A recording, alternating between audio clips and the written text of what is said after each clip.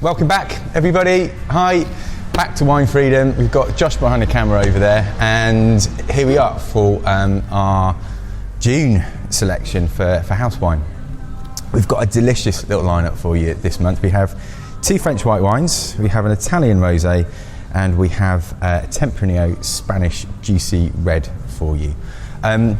First up, we have what's called the Marcotte Blanc. And this is made from 2 old indigenous grape varieties made in a spot called Gaillac, which is on the Côte d'Etang in the southwest of France. It's made by a lovely guy called Laurent Cazot, who he comes from a long line of distillers, and the family have sort of made their living and they're very, very good reputation on making some amazing eau de vie. So they have a breadth of lots of different sorts of fruit, flora and fauna, which they distill down into these lovely spirits. And over the last couple of decades or so, they've been making wine from grapes. So the Marcotte is made from 2 different grapes, Mauzac, which is again a very, very old indigenous French grape variety from that neck of the woods, and another one which is a bit of a mouthful. It's called Loin de l'Oeil, which is very, very specific to this neck of the woods as well. So, and you won't tend to find these grape varieties planted anywhere else, pretty much anywhere else in the whole of France, really. Laurent employs a very, very sensitive way of looking after his vines and looking after his farm, really, because it's not just about grapes.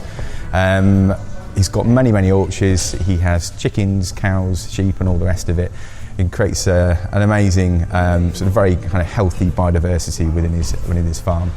And he employs a thing called a no-tillage philosophy or process, which means that he doesn't till in between the vines, which means he keeps all the lovely grasses and stuff, which means that keeps the lovely, healthy soil and biodiversity, which means that that's always going to be a really, really good thing for the health of the vines and the quality of the fruit.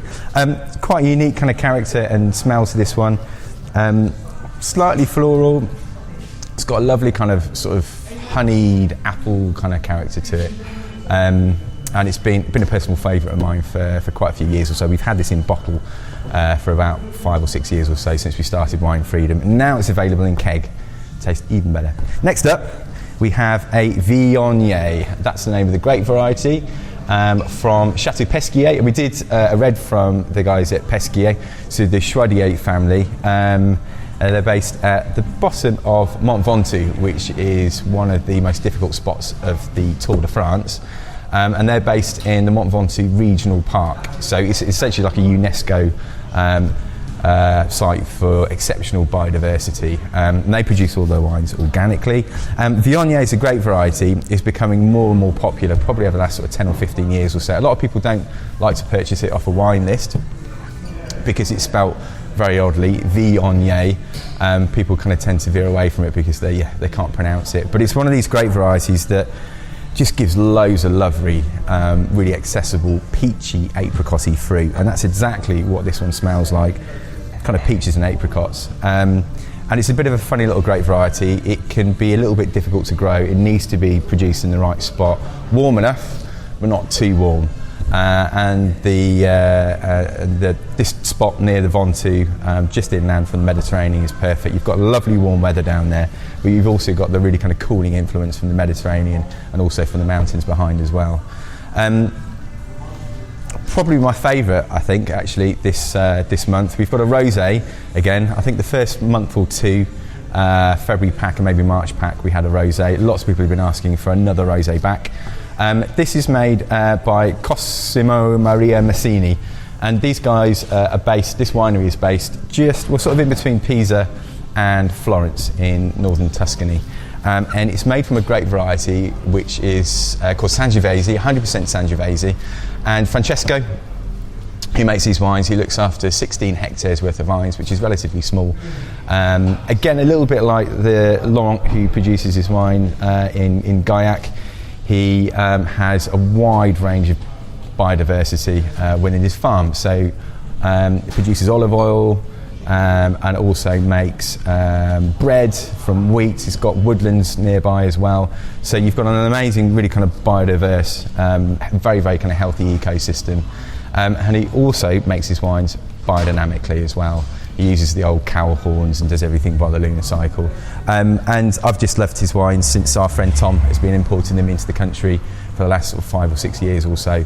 And this rosé in particular this year is just stunning. It's really, really lovely. It's not too juicy and ripe, but it really kind of shows the Sangiovese character in like a rosé form.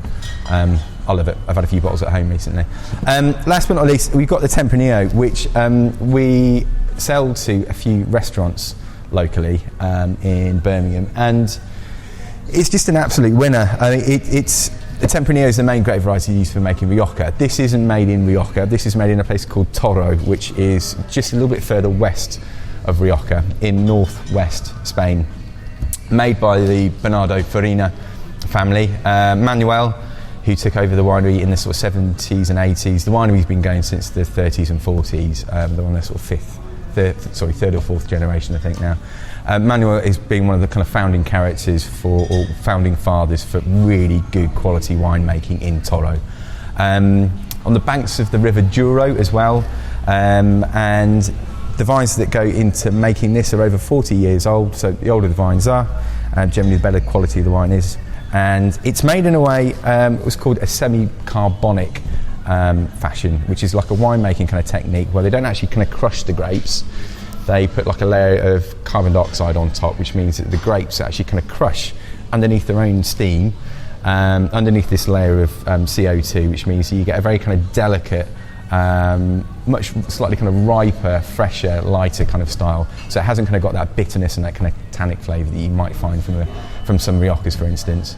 Amazing lineup. I was tasting them earlier on and I really, really enjoyed them. They're all nice, fresh and fruity, and it's a great little introduction for this amazing weather that we're going to be having in June coming up over the next few weeks. So thanks very much. Hope you enjoy. Keep all your feedback coming through Instagram. It's lovely to see all your lovely photos as well. And we've got some new packaging for you as well. We've got some new house wine bottles. I don't have a bottle with me, but I'll probably put in like a little picture so you can see them. So much cleaner, fresher, new packaging, less stickers. They look pretty cool. So I hope you enjoy and see you next month.